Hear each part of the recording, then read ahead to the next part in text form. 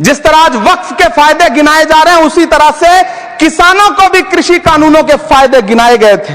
देश को मनमोहन सिंह साहब जैसा काबिल प्रधानमंत्री मिलता है तो देश को आरटीआई जैसा एक्ट मिलता है, सेज जैसा एक्ट मिलता है, मनरेगा जैसा एक्ट मिलता है, लिबरलाइजेशन मिलता है, राइट टू एजुकेशन मिलता है, नेशनल फूड सिक्योरिटी एक्ट मिलता है।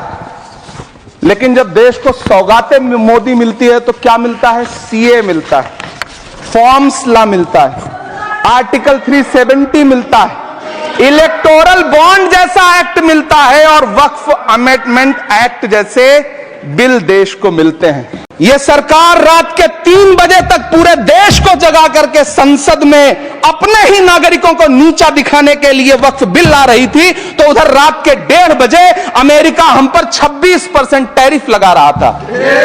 कि मैं आज जद पे हूं तो इतना खुशगुमान न हो, मैं आज जद पे हूं तो इतना खुशगुमान न हो, चिराग सबके बुझेंगे हवा किसी की नहीं। धन्यवाद मोदी जी, क्या बढ़िया सौगातें मोदी दे रहे हैं आप। पहले हमें गुजराते मोदी दिया, आप सौगातें मोदी दे रहे हैं। सरकार ने इस बिल का नाम उम्मीद रखा है। मंत्री जी कल से इसे देश के मुसलमानों के लिए नई उम्मीद बता रहे हैं। नहीं मंत्री जी, न तो यह बिल मुसलमानों के लिए नई उम्मीद है और न ही उम्मीद की नई किरण। और मंत्री जी, मैं इस सदन में अलल ऐलान यह कहता हूं कि जब भी इस देश की जमीन को लहू की जरूरत होगी, आपसे 2 कदम आगे इमरान खड़ा मिलेगा, यह मैं आपसे यकीन दिलाते हुए कह रहा हूं। नीतीश कुमार जी हो, चंद्रबाबू नायडू जी हो, चिराग पासवान जी हो, जयंत चौधरी जी हो, देवे गौड़ा जी हो, जीतन राम मांझी जी हो, सबको समझना पड़ेगा कि जब जंगल में आग लगती है तो न वो बरगद बचते हैं जो हवा को आंधी में तब्दील करते हैं, न वो बांस बचते हैं जो आपसी रगड़ से चिंगारी पैदा करते हैं। हम ही को कातिल कहेगी दुनिया, हमारा ही कत्लेआम होगा। हम ही कुएं खोदते फिरेंगे, हम ही पे पानी हराम होगा। सभापति महोदय, सन 1947 में दिल्ली की जामा मस्जिद की तारीखी सीढ़ियों पर खड़े होकर के भारत रत्न मौलाना अबुल कलाम आजाद साहब ने कहा था कि मुसलमानों कहां जा रहे हो, यह है तुम्हारा मुल्क, यहां तुम्हारे आबाओ अजदाद की कब्रें हैं। उस वक्त मौलाना आजाद की ये सदाएं सुन करके लोगों ने अपने सरों की गठरियां उतार करके रख दी थी। आज उसी दिल्ली में मौजूद देश की संसद में एक बिल आया है जो हमसे उसी जामा मस्जिद की सीढ़ियों के सबूत मांगेगा, जो उन्हीं सीढ़ियों के पास अपनी कब्र में सोए हुए मौलाना आजाद को फिर से कब्र से सदा देनी पड़ेगी कि ये जो कब्र है वो मेरी कब्र है, ये किसी सरकार की जागीर नहीं है। सभापति महोदय, मैं जहां खड़ा हूं इसी संसद भवन के सामने सड़क के उस पार अपनी कब्र में सोए हुए भारत के पूर्व राष्ट्रपति फखरुद्दीन अली अहमद की कब्र है। शायद अब उस कब्र से भी सदाएं आए कि यह कब्र मेरी कब्र है, यह सरकार की जागीर नहीं है।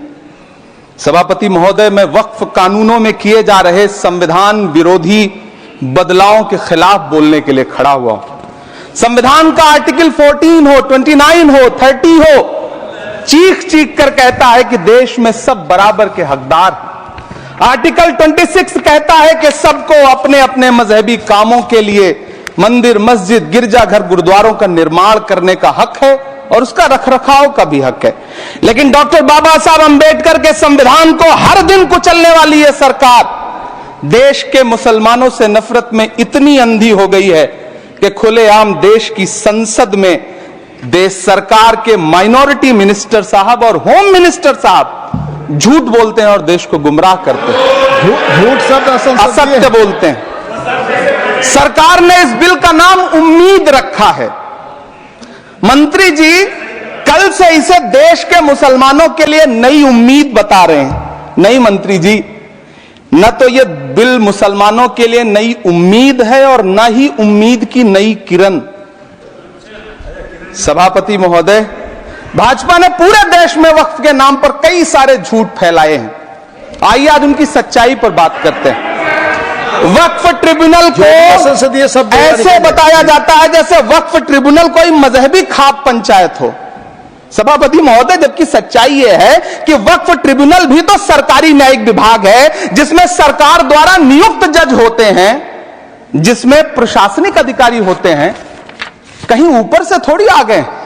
सभापति महोदय, देश के गृह मंत्री जी ने इसी सदन में कहा कि वक्फ ट्रिब्यूनल के फैसले के खिलाफ कोई कोर्ट नहीं जा सकता, जबकि सच यह है कि वक्फ एक्ट 1995 की धारा 83(9) के तहत हाई कोर्ट वक्फ ट्रिब्यूनल के फैसले की न सिर्फ समीक्षा कर सकता है बल्कि उसे बदल भी सकता है। सच तो यह है कि वक्फ बोर्ड खुद अपनी जमीनों के लिए कई सारी कोर्ट में मुकदमे लड़ रहा है। सभापति महोदय, दिल्ली की जिन 123 संपत्तियों को लेकर कल माइनॉरिटी मिनिस्टर, होम मिनिस्टर साहब और अभी आदरणीय नेता सदन बात कर रहे थे, आइए उनकी सच्चाइयों पे भी बात करते हैं।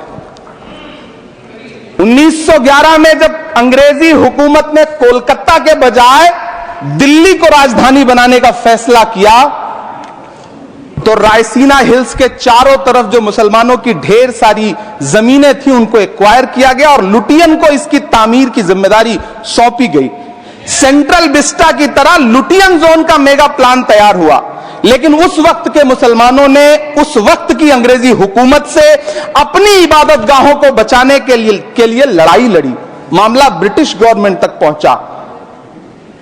तब यह तय हुआ कि वो जो धार्मिक स्थल हैं उन्हें जस का तस रहने दिया जाएगा।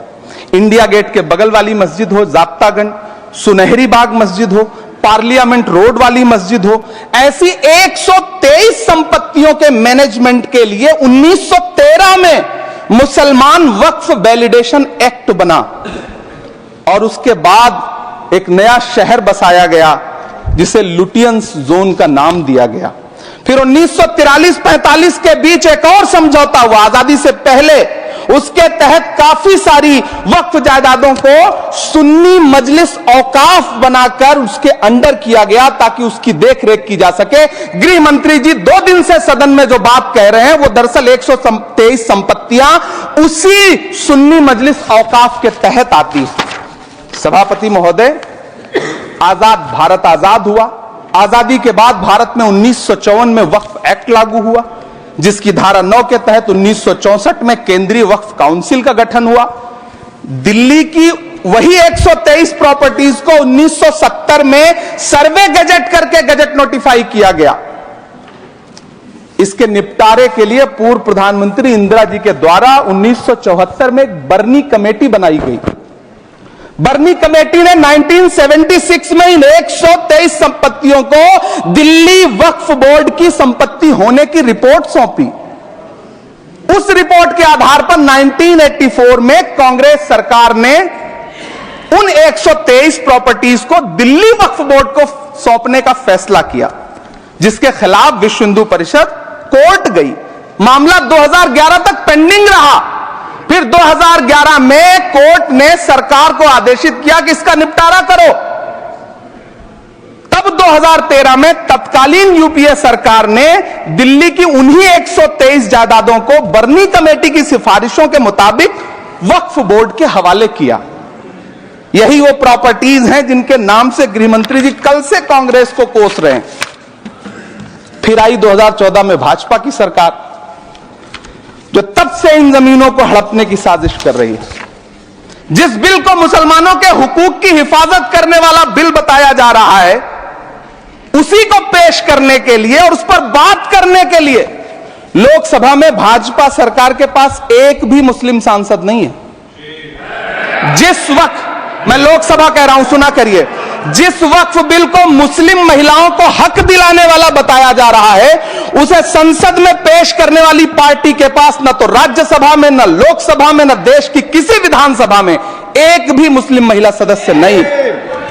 कल किरण रिजिजू जी कह रहे थे कि रेलवे की जमीनें देश की जमीनें हैं, डिफेंस की जमीनें देश की जमीनें हैं। हां मंत्री जी, हैं, बिल्कुल हैं। ये जो वक्फ की जमीनें हैं, ये हमारे पुरखों ने धार्मिक कामों के लिए डोनेट किया है, तो हम भी तो इसी देश के नागरिक हैं, हम भी तो इसी देश के बेटे हैं, तो वक्फ की जमीनें भी तो इसी देश की जमीनें हैं। उनको पराया क्यों बोलते हैं आप? सभापति महोदय, अशफाकुल्लाह खान जब फैजाबाद की जेल में फांसी के फंदे पर झूल रहे थे, तो इसी देश की जमीन के लिए झूल रहे थे ना। सभापति महोदय, अंडमान की जेल में काला पानी की सजा काटकर अपनी जान देने वाले मौलाना फजले हक खैराबादी हो या शेर खान अफरीदी हो, वो भी तो इसी जमीन के लिए अपनी जान दे रहे थे ना। सभापति महोदय, पाकिस्तान के खिलाफ लड़ते हुए अपनी जान देने वाले महावीर चक्र विजेता ब्रिगेडियर उस्मान हो या पाकिस्तान के पैटर्न टैंक उड़ाने वाला परमवीर चक्र विजेता वीर अब्दुल हमीद हो, वो भी तो इसी जमीन के लिए अपनी जान दे रहा था ना। और मंत्री जी, मैं इस सदन में अलग ऐलान ये कहता हूं कि जब भी इस देश की जमीन को लहू की जरूरत होगी, आपसे 2 कदम आगे इमरान खड़ा मिलेगा, ये मैं आपसे यकीन दिलाते हुए कह रहा हूं। सभापति महोदय, मैं सरकार से कहना चाहता हूं, हमसे हमारी इबादत गाहें तो मत छीनिए ना, हमारे घरों पे बुलडोजर तो मत चलाइए ना, हमारी कब्रों में तो हमें सुकून से सोने दीजिए ना। सभापति महोदय, माइनॉरिटी मिनिस्ट्री का बजट कट करके मुस्लिम बच्चों की स्कॉलरशिप बंद करके अब सरकार कह रही है कि हम वक्फ की आमदनी से गरीब मुसलमानों का भला करेंगे। गुजरात की बेटी बिल्किस के बलात्कारियों की रिहाई के बाद उन्हें माला पहनाने वाली लोगों के नेता ये कह रहे हैं कि यह बिल मुस्लिम महिलाओं को उनका हक दिलाएगा। धन्यवाद मोदी जी, क्या बढ़िया सौगातें मोदी दे रहे हैं आप। पहले हमें गुजराते मोदी दिया, आप सौगाते मोदी दे रहे हैं। लेकिन यह सरकार इतना याद रखे कि इसी ठसक के साथ देश की संसद में सीए का कानून भी लाया गया था और कहा गया था बड़े बड़े भाषण देकर के कि पड़ोसी देशों से हिंदू भाइयों को ला करके यहां नागरिकता दी जाएगी। लेकिन मैं आपके संज्ञान में लाता हूं सर कि पिछले इतने दिनों में इनसे नागरिकता लेने के लिए 2000 व्यक्ति भी नहीं आए, जबकि इसके उलट इन्हीं की सरकार में पिछले 10 साल में 15 लाख से ज्यादा भारतीयों ने भारत की नागरिकता छोड़ करके दूसरे देश में जाकर के बस गए। यह हुआ उस कानून का अंजाम। सभापति महोदय, इसी तरह की जिद के साथ किसानों के खिलाफ भी कानून लाए गए थे। जिस तरह आज वक्फ के फायदे गिनाए जा रहे हैं, उसी तरह से किसानों को भी कृषि कानूनों के फायदे गिनाए गए थे। लेकिन अंजाम क्या हुआ? 700 किसानों की शहादत लेने के बाद सरकार को अन्नदाता किसानों के सामने घुटने टेकने पड़े और कृषि कानून वापस लेने पड़े। जिल्ले इलाही, जमहूरियत जो है वो नफरत और ठसक से नहीं चलती है, अकड़ से नहीं चलती है, उसमें सबकी हिस्सेदारी जरूरी है। कल देश के माइनॉरिटी मिनिस्टर ने लोकसभा में खड़े होकर एक शेर सुनाया था कि मुझसे कोई बदगुमान न हो, तो मैं उन्हें एक शेर सुनाना चाहता हूं कि मैं आज जद पे हूं तो इतना खुशगुमान न हो, मैं आज जद पे हूं तो इतना खुशगुमान न हो, चराग सबके बुझेंगे हवा किसी की नहीं। नीतीश कुमार जी हो, चंद्रबाबू नायडू जी हो, चिराग पासवान जी हो, जयंत चौधरी जी हो, देवे गौड़ा जी हो, जीतन राम मांझी जी हो, सबको समझना पड़ेगा कि जब जंगल में आग लगती है तो न वो बरगद बचते हैं जो हवा को आंधी में तब्दील करते हैं, न वो बांस बचते हैं जो आपसी रगड़ से चिंगारी पैदा करते हैं। सभापति महोदय, जब देश को मनमोहन सिंह साहब जैसा काबिल प्रधानमंत्री मिलता है तो देश को आरटीआई जैसा एक्ट मिलता है, सेज जैसा एक्ट मिलता है, मनरेगा जैसा एक्ट मिलता है, लिबरलाइजेशन मिलता है, राइट टू एजुकेशन मिलता है, नेशनल फूड सिक्योरिटी एक्ट मिलता है। लेकिन जब देश को सौगातें मोदी मिलती है तो क्या मिलता है? सीए मिलता है, फॉर्म्स लॉ मिलता है, आर्टिकल 370 मिलता है, इलेक्टोरल बॉन्ड जैसा एक्ट मिलता है और वक्फ अमेंडमेंट एक्ट जैसे बिल देश को मिलते हैं। मुझे तो अपने हमवतन भाइयों से पूछना है कि आपको अपने बच्चों की तरक्की, खुशहाली और नौकरी की दरकार है या फिर मुसलमानों की दान की गई जमीनों को लूटकर धन्ना सेठों को देने की साजिश करने वाले कानून की? सभापति महोदय, यह सरकार रात के 3 बजे तक पूरे देश को जगा करके संसद में अपने ही नागरिकों को नीचा दिखाने के लिए वक्फ बिल ला रही थी, तो उधर रात के 1:30 बजे अमेरिका हम पर 26% टैरिफ लगा रहा था। सरकार की प्राथमिकताएं देश को पता सभापति महोदय, मैं बहुत भावुक हूं आज, और मुझे अच्छा लगा कि आदरणीय नेता सदन जगत प्रकाश नड्डा जी ने बहुत अच्छी बातें भी की, मन से बातें की। क्योंकि उनके नाम में प्रकाश जुड़ा है तो मैं उनमें हमेशा एक रोशनी की किरण देखता हूं। मैं उनके सामने बहुत अदब से यह बात कहना चाहता हूं कि चरागों के सफर में दबदबा हो आंधियों का तो फिर अंजाम जुल्मत के सिवा कुछ भी नहीं होगा। यह दुनिया नफरतों के आखिरी स्टेज पर है, इलाज इसका मोहब्बत के सिवा कुछ भी नहीं होगा। वीडियो में दी गई जानकारी आपको कैसी लगती है कमेंट बॉक्स में जरूर बताएं। और प्यारे दोस्तों, चैनल का आर्थिक सहयोग करने के लिए, सच्ची पत्रकारिता को जीवित रखने के लिए दिए गए QR कोड पर आर्थिक सहयोग जरूर करें। नमस्कार, आभार, अभिनंदन। मैं भीमा चित्रा, मिलता हूं अगली वीडियो में।